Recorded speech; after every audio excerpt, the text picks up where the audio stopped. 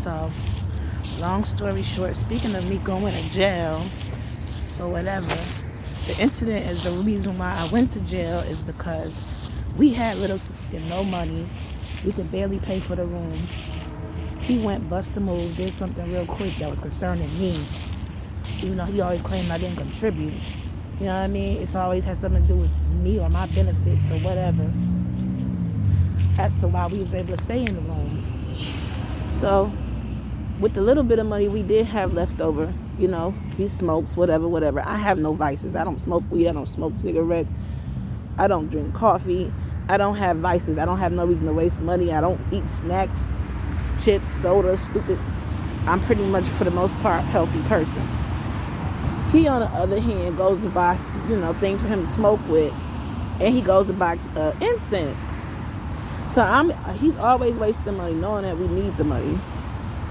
So I'm sitting here like, and I'm pregnant at the time, and the incense is strong. So I'm telling him like, yo, did you have to go buy incense? Like, I understand you got your habit, but like, was it necessary for you to spend money on incense? Well, I just went to bust my ass to go do da-da-da. And you worry about what I'm doing with the money. Like, every little bit count. Like, those little $5 could have been food for later. Could have been dinner. Could have been anything. Could have been money towards something important. And you going to do dumb shit with it. But of course, they always got somebody around you to waste your money, or whatever, or what have you. So we get into a big argument about some incense. And first of all, I didn't want him like incense around me because we all know the motherfucker is a wizard. He's always working his motherfucking witchcraft.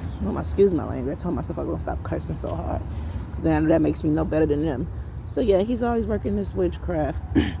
He's in the mirror chanting. He's clicking in the middle of the night, making all these daggone noises, lighting candles that stank. And I'm telling him like, dang, like, we in this small room. It's a fire hazard. It's more smoke in here than it is fresh air. You know what I mean? I wake up in the middle of the night, he hovering over me. I'm like, what's going on, my man? So I started sleeping at the end of the bed because he was giving me the creeps. Period. You know what I mean? We got brooms in front of the door, chairs in front of the door. Like, what are you doing? You keep bothering my shoes. I'm like, can you keep your hands off my sneakers? And it's like, what exactly are you doing? And I'm just sitting here thinking to myself, like, it's just completely crazy how these people put on like they one kind of person and then be a totally different other person once 12 o'clock come. Once 12 a.m. in the morning come, they're a whole different kind of person. This dude's a whole blood, whole gangbanger, whole supposed to be gangster. Once 12 to 3 a.m. come, he's doing a whole bunch of weirdo like it never happened. Then we kind of keep watching reruns of Twilight. I'm like, why do we keep watching Twilight? I never liked Twilight, even when it was a thing, and we was in high school, and everybody was on top of it, and everything. Oh my God, Twilight! I never gave a damn about Twilight or Harry Potter. Well, obviously for good reason. Excuse my language again.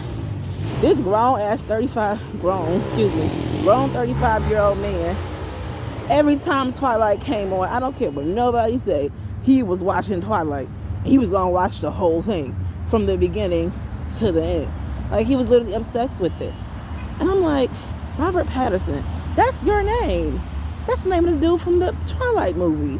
Is that your real name? Who knows, honey? All I know is he was obsessed with it like a teen girl, and we had to watch it every time it came on. Well, at least he did. I ignored it.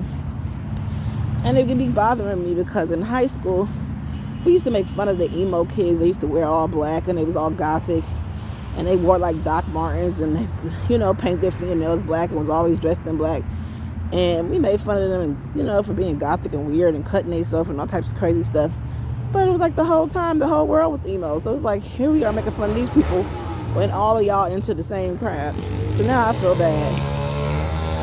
But anyhow, so long story short, I had to get away from him because, like I said, this dude was obviously A, working the craft, B, trying to kill my son. And it's like, I'm not going to sit idly by and let you mofos kill my son. First, they tried to kill him with that frequency crap when he was first newborn. Junior is only alive by the grace of God, honey. He is alive by the grace of God, because when I tell you, they was literally lighting my son up with that stuff. They was lighting my newborn baby up with that stuff. Like, you know, and it was unbearable and would not stop. So I found ways to combat that. You understand what I'm saying? So I kept him safe from that. Like, I would literally shield him with my own body. Like, I kept him safe from that. You understand what I'm saying? So I guess that wasn't working. So now it's like, oh, now we just got to straight up smother him. Like, this dude, literally on 4 or 5 different occasions, I seen this guy trying to smother my son. And I know when he's asleep, and I know when he's not asleep. Like I told you, I know, you know? Because I know him, you know? And anyhow, I had to get my son away from him, because it was either my son or this dude. And I wasn't about to sit there and let you hurt my child in front of me. Now, not that I want anything bad to happen to my child. But what I'm saying is, what you do while I'm not around, I can't control. You understand what I'm saying? What you do when I'm not there, I cannot control. But you're not going to do that on my watch, period. You're not going to do that kind of stuff on my watch with me sitting right there. It's not going to happen. And then, more than likely, try to turn around and be like, oh, well, she did this and she did that. And then try to hit me with some Who Framed Roger Rabbit type of crap. I'm not going for it. So I had to get him. And we ended up going into a DV shelter, and down in Columbus, called Harbour. So that was that with that. We ended up going in there. We stayed in there. We had our own room, me and Junior. And then that ended up going south. I knew eventually, like I said, I know that I'm a targeted individual. I know I'm going to be targeted everywhere I go. These people are supposed to provide us with housing, and, you know, at least get us like a public housing apartment, and it's supposed to be paying the rent up to a year straight and all this stuff like that. And I was thinking to myself, like, I really don't even need y'all to pay my rent for up to a year straight. I'll figure out how to pay my own rent. I just wanted to, you know, get my foot in the door. But once they started telling me how much they was going to help us with different things, I was like, oh, this is not going to last long. And I hate to be a Debbie Downer, and I hate to be non-positive and stuff like that, but I was like, this is not going to last very long.